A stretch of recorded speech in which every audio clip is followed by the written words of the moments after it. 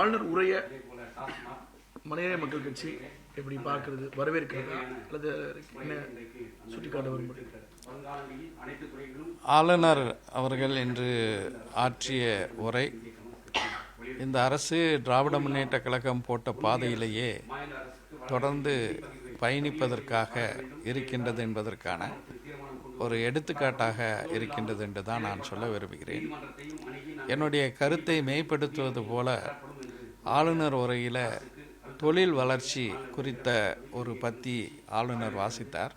அதில் முந்தைய திராவிட முன்னேற்ற கழக அரசு, அந்த அரசு பேரை சொல்லாட்டாலும் முந்தைய அரசு தொழில் வளர்ச்சிக்காக என்னென்ன முன்னெடுப்புகள்லாம் செய்ததோ அதையே நாங்கள் பின்பற்றுவோம் என்று ஆளுநர் தன்னுடைய உரையில் தெரிவித்திருக்கிறார்.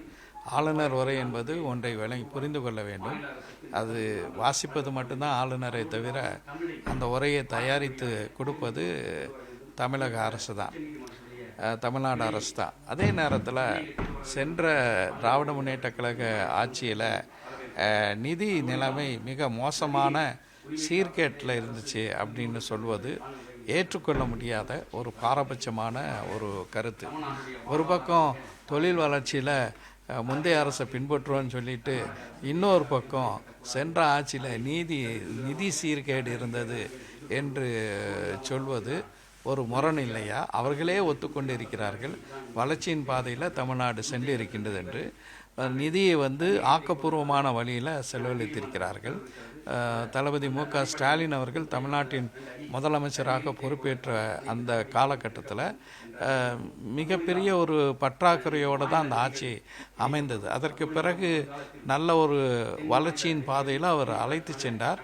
பல்வேறு திட்டங்கள், அதாவது வாங்கிய கடன்களை பற்றி சொல்கிறாங்க. அந்த வாங்கிய கடன்கள் தமிழ்நாட்டில் சென்னை, மதுரை, திருச்சி, கோவை, நெல்லை போன்ற மாவட்டங்களுக்கு நீங்கள் சென்றீங்கன்னா எல்லா இடத்துலையும் ஒரு வளர்ச்சியினுடைய அங்கமாக நல்ல பாலங்கள், அரசு கட்டடங்கள், நூலகங்கள், இப்படி பல சிறப்பான திட்டங்கள், மக்களுக்கு பயன்படக்கூடிய சிறப்பான சாலை வசதிகள், இவையெல்லாம் அந்த ஆட்சியில் செய்யப்பட்டுச்சு. இப்படியான ஒரு சூழலில் நிதிநிலை மிக மோசமான சீர்கேட்டில் இருந்தது என்று சொல்வது ஒரு காழ்ப்புணர்ச்சியின் அடிப்படையில் சொல்லப்பட்ட ஒரு கருத்தாக நான் பார்க்கின்றேன். அதே நேரத்தில் தமிழ்நாட்டில் இருமொழி கொள்கை தான் பின்பற்றப்படும் என்ற திமுகவின் நிலைப்பாடை பின்பற்றுவது வரவேற்கத்தக்கது.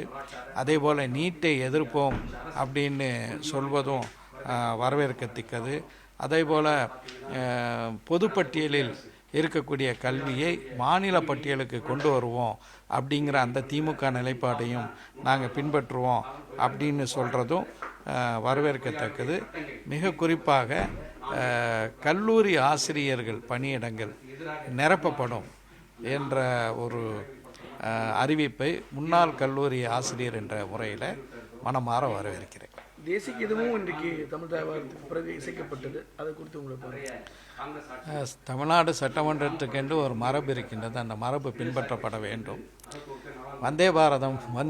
வந்தே மாதரம் பாடப்படவில்லை என்பது வரவேற்கத்தக்க ஒன்று.